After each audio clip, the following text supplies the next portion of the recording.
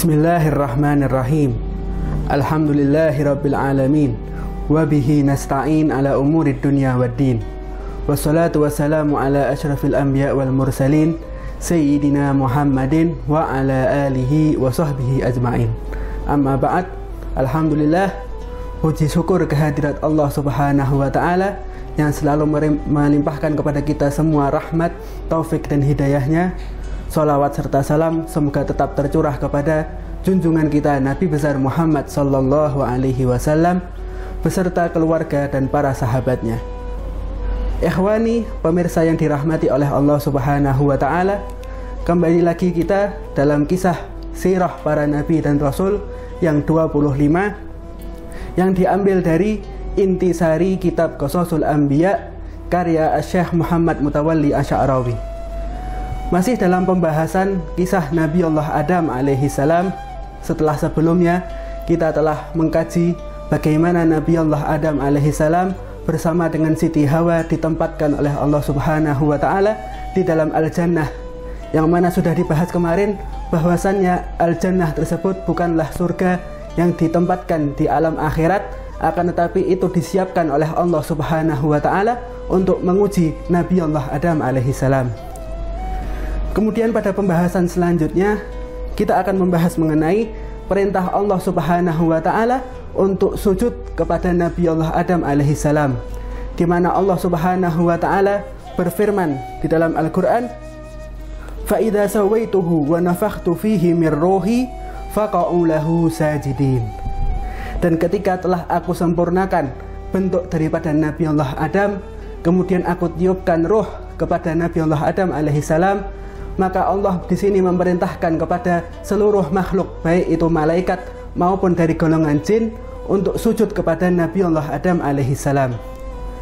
Sebagian ulama berpendapat bahwasannya perintah sujud yang diperintahkan oleh Allah Subhanahu wa taala ini bukanlah pekerjaan sujud seperti sebagaimana dilakukan di dalam sholat. Akan tetapi Allah memerintahkan untuk tunduk kepada Nabi Allah Adam, yaitu Allah Subhanahu wa taala memerintahkan untuk ta'zim, mengagungkan Nabi Allah Adam dan menghormati Nabi Allah Adam alaihi salam. Karena sudah sebagaimana disebutkan di dalam nas bahwasannya sujud kepada selain Allah Subhanahu wa taala, sujud kepada makhluk itu adalah dilarang oleh Allah taala. Akan tetapi di sini Syekh Muhammad Mutawalli Asy'arawi memiliki pendapat bahwasannya perintah Allah Subhanahu wa taala untuk sujud ini tidak bisa lepas daripada pembahasan bahwasannya perintah Allah untuk sujud sebagaimana sujud di dalam sholat, yaitu menundukkan kepala hingga dahi menyentuh ke atas tanah. Hal ini disebabkan bahwasannya pada hakikatnya Allah Subhanahu wa taala tidak memerintahkan para malaikat untuk sujud kepada Nabi Allah Adam, akan tetapi mereka tunduk atas perintah Allah Subhanahu wa taala. Sebagai contoh, ketika seorang manusia, seorang umat muslim melaksanakan sholat, ketika kita diperintahkan oleh sholat oleh Allah Subhanahu wa taala, kita diperintahkan untuk menghadap ke arah kiblat, yaitu bangunan Ka'bah yang ada di Masjidil Haram.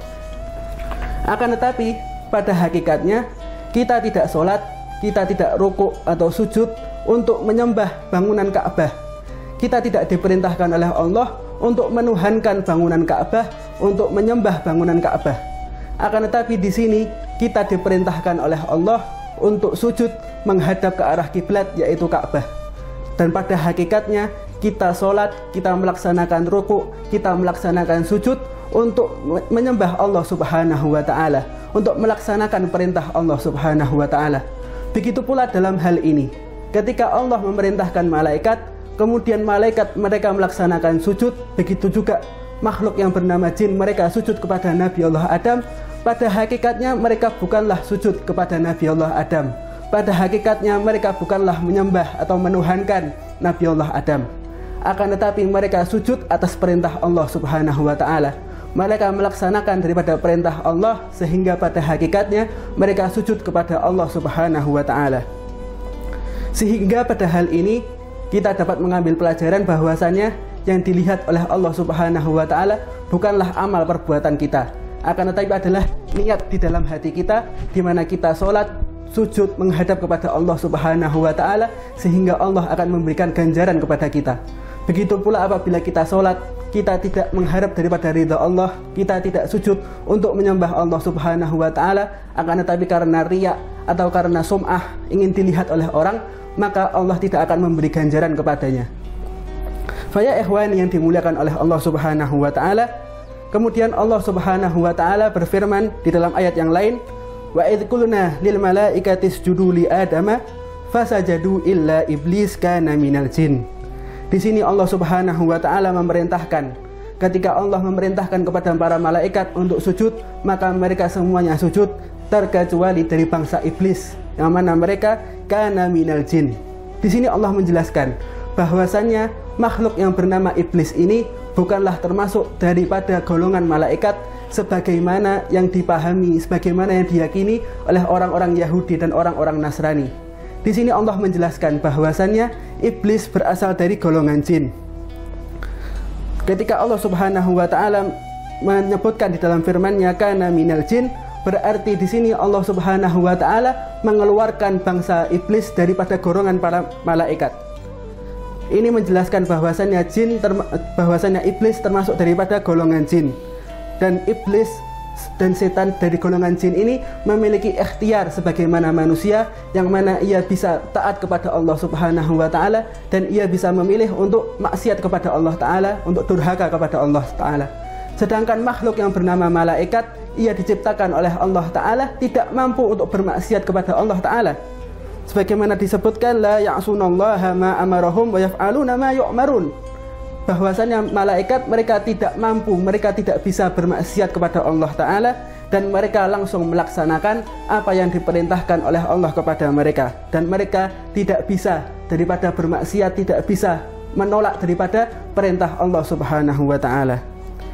Fasajadu illa iblis kana minal jin, maka di sini dijelaskan bahwasannya ketika Allah memerintahkan untuk sujud kepada Nabi Adam, maka iblis di sini menolak untuk sujud kepada Nabi Allah Adam alaihi salam. Kemudian di sini diceritakan bahwasannya dahulu ketika Allah Subhanahu wa Ta'ala belum menciptakan manusia, Allah menciptakan makhluk yang bernama jin. Di mana Allah menciptakan makhluk bernama jin ini memiliki ikhtiar. Dia bisa memilih untuk taat kepada Allah Ta'ala dan bisa memilih untuk bermaksiat atau tidak taat kepada Allah Ta'ala. Ketika makhluk bernama jin ini, yang mana mereka bisa melaksanakan ketaatan kepada Allah Ta'ala dan mereka memilih untuk taat kepada Allah Ta'ala, maka ia diangkat derajatnya oleh Allah Ta'ala, derajat yang paling tinggi di sisi Allah Subhanahu wa Ta'ala.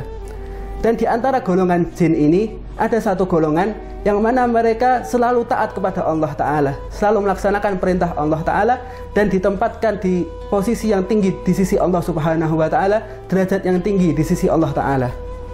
Mereka dahulu disebut dengan tawusul malaikah. Tawus artinya adalah burung merak. Jadi burung meraknya para malaikat. Mereka disebut demikian karena mereka senantiasa menampakkan ketaatan mereka di sisi para malaikat. Mereka senantiasa menampakkan amal ibadah mereka di sisi para malaikat, sehingga mereka disebut dengan tawusul malaikah, burung meraknya para malaikat. Kemudian kesombongannya para iblis ini, itulah yang nanti akan menjatuhkan daripada makhluk yang bernama iblis ini. Ketika Allah Subhanahu wa Ta'ala memerintahkan kepada seluruh makhluk untuk sujud kepada Nabi Allah Adam, maka para iblis ini mereka enggan untuk melaksanakan sujud kepada Nabi Allah Adam alaihi salam. Padahal ketika Allah Subhanahu wa Ta'ala memerintahkan, seluruh malaikat langsung melaksanakan perintah Allah Ta'ala. Kemudian diikuti oleh jin untuk sujud kepada Nabi Allah Adam alaihi salam. Akan tetapi iblis enggan untuk melaksanakan sujud kepada Nabi Allah Adam alaihi salam. Ketika Allah bertanya kepada iblis, mengapa engkau tidak sujud kepada Nabi Allah Adam, padahal aku telah memerintahkan engkau untuk sujud kepada Nabi Adam? Kemudian iblis menjawab, asjudu liman khalaqta tinan, apakah aku hendak sujud kepada makhluk yang engkau ciptakan daripada tanah? Di sini iblis menunjukkan daripada kesombongannya di hadapan Allah Subhanahu wa Ta'ala. Iblis merasa dirinya tinggi di hadapan Allah Ta'ala, sehingga ketika Allah memerintahkan untuk sujud kepada Nabi Adam, ia merasa bahwasannya aku tidak mau untuk sujud kepada sesuatu yang lebih rendah daripada aku. Aku merasa diriku lebih tinggi daripada Nabi Allah Adam. Aku diciptakan dari api, sedangkan ia diciptakan dari tanah. Aku tidak berhak, aku tidak pantas untuk sujud kepada sesuatu yang lebih rendah dari diriku sendiri. Khalaqtani min narin wa khalaqtahu min tin. Engkau menciptakan aku ya Allah dari api, dan engkau menciptakan Adam manusia dari tanah. Di sini iblis menunjukkan kesombongannya di hadapan Allah Subhanahu wa taala. Di sini iblis merasa dirinya lebih pantas untuk diperintahkan sujud daripada Nabi Allah Adam alaihi salam. Ana khairun minhu, kata iblis. Aku lebih baik daripada dirinya. Ini adalah kedurhakaan, kesombongan yang tidak dapat diampuni oleh Allah Subhanahu wa taala. Karena di sini iblis merasa dirinya lebih berhak untuk disujudi daripada Nabi Allah Adam alaihi salam. Iblis merasa bahwasannya Allah tidak pantas memerintahkan dia untuk sujud kepada Nabi Adam. Ia adalah makhluk yang lebih baik daripada dirinya. Dan ia mengatakan itu di hadapan daripada Sang Khalik, yaitu Allah Subhanahu wa taala. Dan hanya Allah yang berhak untuk mengetahui mana yang lebih pantas, mana yang lebih tinggi derajatnya, dan mana yang lebih rendah derajatnya. Maka di sini Allah Subhanahu wa taala tidak bisa memaafkan daripada kesombongan makhluk yang bernama iblis ini. Maka Allah memerintahkan, qala fahbit minha fama yakunu laka an tatakabbara fiha. Maka turunlah kamu dari derajat yang tinggi, karena tidak sepatutnya engkau menyombongkan diri di sisi Allah Subhanahu wa taala.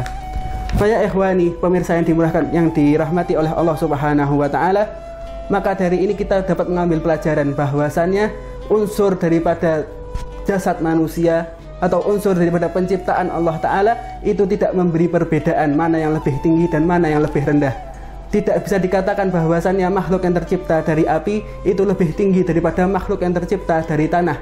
Begitu juga dalam keseharian kita, apabila kita melihat teman kita yang lebih rendah kedudukannya, maka kita tidak pantas untuk mengatakan dia bahwa dia adalah orang yang rendah derajatnya. Karena yang pantas untuk berhak untuk menentukan itu semuanya hanyalah Allah Subhanahu wa taala. Faidan falaysa minna man huwa lahu manzilah aliyah bidatih. Di sini Imam Syekh Muhammad Mutawalli Asy'arawi menjelaskan bahwasannya ketaatan itulah yang akan mengangkat derajat manusia. Ketaatan itulah yang akan menempatkan manusia dekat di sisi Allah Subhanahu wa taala. Sedangkan kemaksiatan itulah yang akan menurunkan derajat manusia. Kemaksiatan itulah yang menyebabkan iblis turun dari derajat yang paling tinggi di sisi Allah Subhanahu wa taala menjadi tempat yang paling rendah, asfalas safilin. Ya ikhwani yang dimuliakan oleh Allah Subhanahu wa taala, demikianlah kisah daripada iblis yang mana ia enggan untuk melaksanakan perintah Allah Subhanahu wa taala. Ia diturunkan derajatnya oleh Allah taala dari tempat yang paling tinggi ke tempat yang paling rendah karena kesombongannya, karena ia enggan untuk taat kepada Allah Subhanahu wa taala. Semoga yang sedikit ini bisa bermanfaat bagi kita semuanya. Hadza minni wal afu minkum wa sallallahu ala sayyidina Muhammadin wa ala alihi wa sahbihi wa sallam walhamdulillahi rabbil alamin.